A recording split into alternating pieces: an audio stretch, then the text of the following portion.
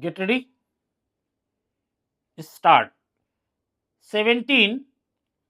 It is an undisputed fact that appellant was issued with the article of charge alleging that he had deserted his wife and two school going children and was residing along with another lady. Stop. The said disciplinary proceedings came to be initiated on account of a complaint lodged by the wife of the appellant. Stop.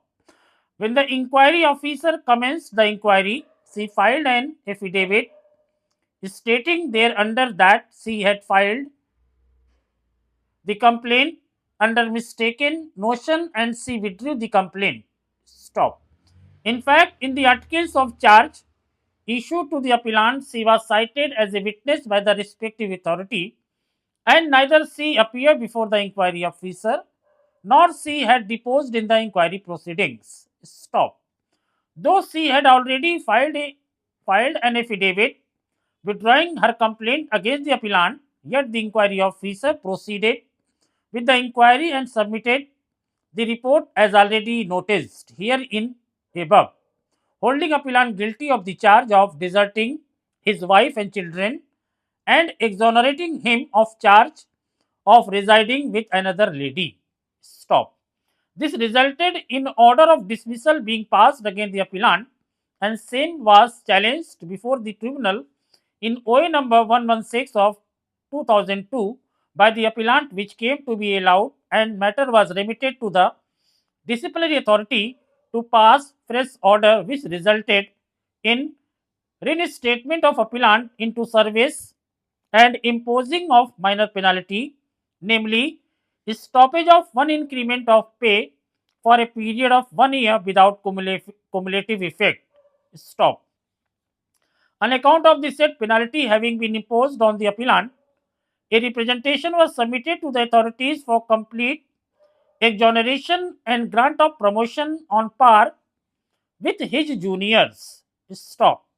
In the meanwhile, appellant attained superannuation and thereafter OA number 1579 of 2017 was filed for a direction to the respondents to consider the representation which was unattended, and a direction came to be issued by the tribunal on 8/5/2017 directing the respondents to dispose of the representation within a period of 90 days, and accordingly it was disposed of as already noticed here in supra and intimated to the appellant by communication dated 9/11/2017.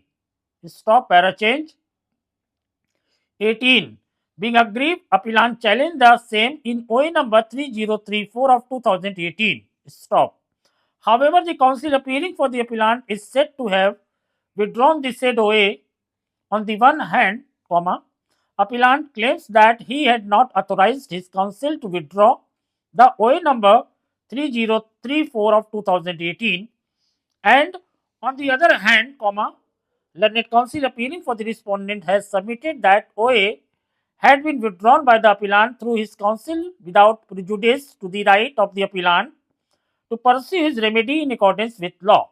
Stop. This oath against oath cannot be tested in absence of any proof. Stop.